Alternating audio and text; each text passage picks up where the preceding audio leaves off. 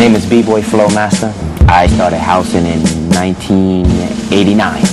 Started housing because all the popular guys in high school had all the girls. So when you're in high school, you want all the girls too. So I said, well, if I learn how to dance, maybe I get all the girls too.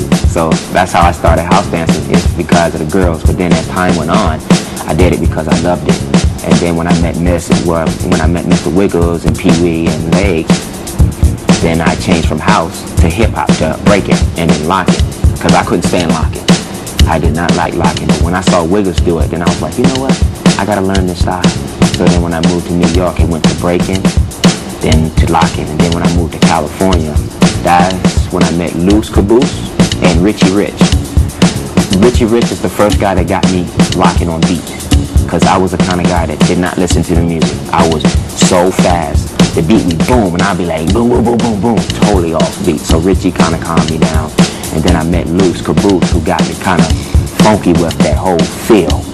And then I met Greg Camelot from the original Lockers. And that's when my locking just started going up and up and up. Well, it started from Don Camelot, down from doing it on Soul Train, trying to do the funky chicken. And he couldn't do that, the funky chicken right. So he started inventing this whole lock thing. Being clumsy, looking down, rolling, pointing, you know, and it started on Soul Train from a dance that he could not do. And then by him not being able to do that dance, he created his own style of dancing. And everybody knows it as locking, but that's not the real name. It's called camel lock. It's not locking. Locking is, this is locking, that's locking. But the camel lock is very few people really knows how to camel lock. The camel lock is more of boom, boom, boom, stop, look, pause, see a girl walking over to her, more character. You know, people that locks now, they just locking. No stopping, just going, boom, boom, boom, boom, stop for a minute, then go, boom, boom, boom. But they don't mess with the audience.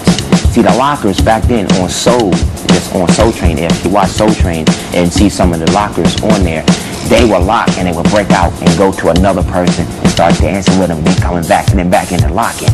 That's the camel lock. And that's what they was doing back in the 70s. And then when the lockers stopped, then a group called Chain Reaction came. And that's what everybody starting to really get their locking style from, because then was the guys who came, to me, took the funk out of locking. They really took the funk out of locking. They not dancing or nothing. They just come out there straight point, non-stop.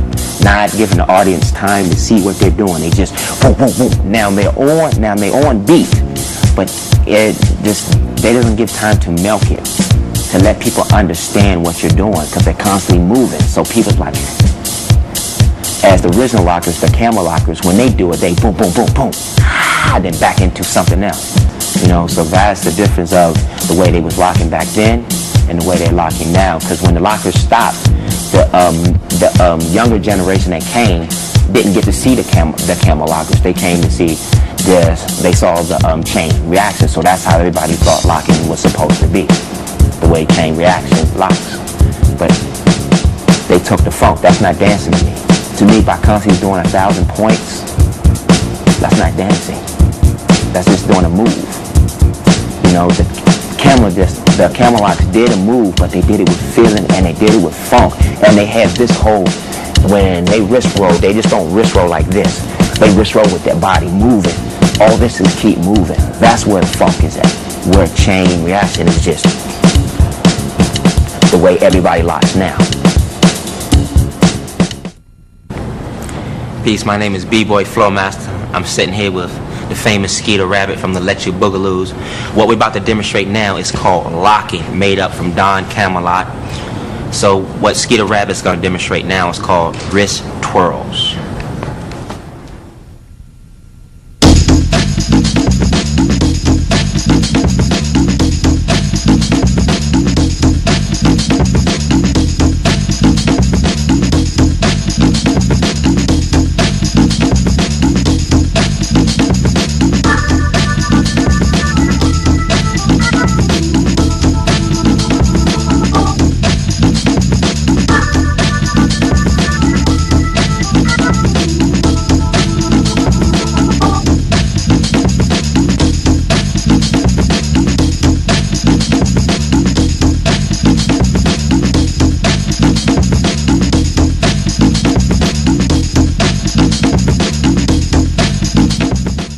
Okay, standing here with Flowmaster. I'm Skeeter Rabbit. Speaking about some of the different ways that you could pace and locking. You know, pace and locking is just what it is. It helps you keep the timing with the music. You're pacing, you know, rocking with it, pacing with it. So Flo's going to demonstrate some pacing that we do today, and I'll show you some of the old style pacing that we used to do back in the early 70s.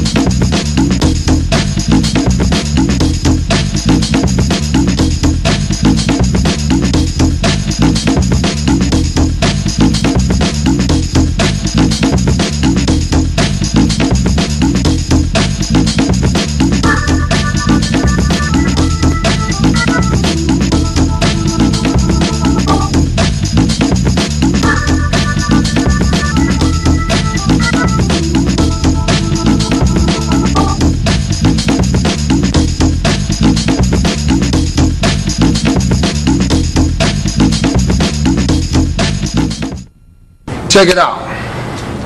In locking, it's like a move called the stop and go, made up by Greg Camelot Jr.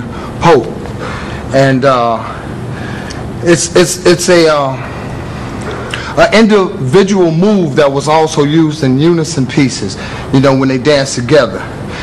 Stop and Go by Greg Camelot Jr. Pope.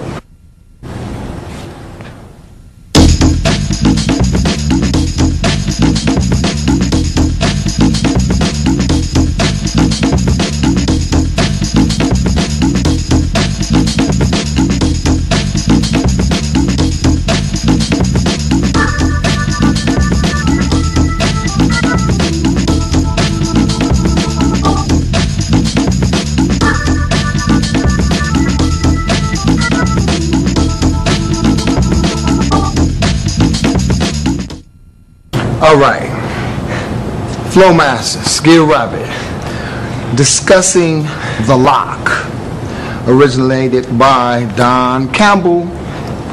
Anyway, we're at a part of this piece where we introduce you to the Scubat.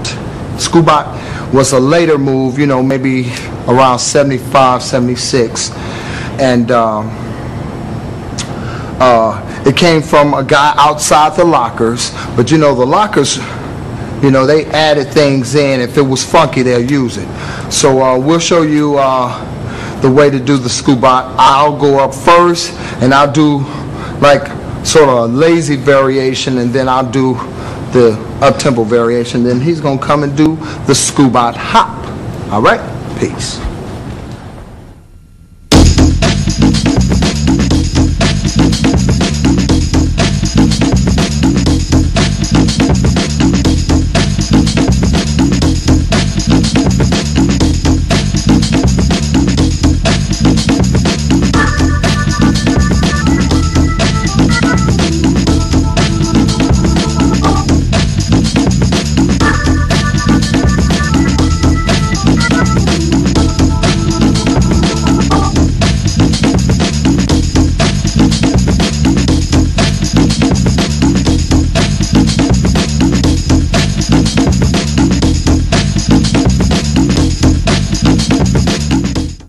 Flowmaster, how do you think we should demonstrate this next move, the Scooby-Doo?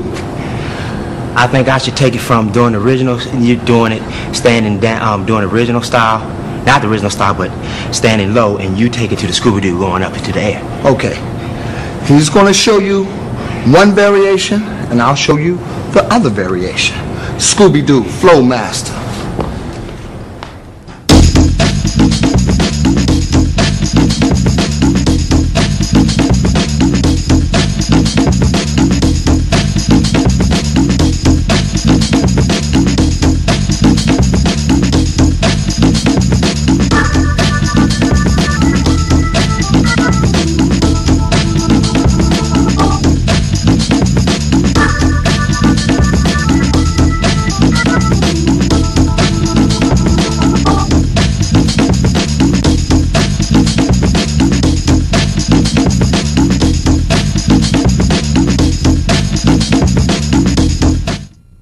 Yo, did you know the Scooby-Doo was a cartoon? Yeah. Late 60s, about 69, it was a cartoon of a dog called Scooby-Doo. And the name came before the move. And there was a guy named Scooby-Doo who made up that move, the Scooby-Doo. I didn't even know that. That's good though. Say, that's more information for you. Scooby-Doo was a cartoon, animation now. So now we're going to the Skeeter Rabbit. Now, I'm known as Skeeter Rabbit. Not because I made up the Skeeter Rabbit, it's because I do the Skeeter Rabbit. And I've been doing the Skeeter Rabbit since about 75. And how I got the name Skeeter Rabbit was the guy who made up Skeeter Rabbit lived near my neighborhood, which I lived in Compton, he lived in Watts. And he made up the move Skeeter Rabbit. But I did it, and as I got older, I did so many different variations that people used to call me Little Skeeter Rabbit or Skeeter Rabbit Jr., and the name just stuck. The Skeeter Rabbit.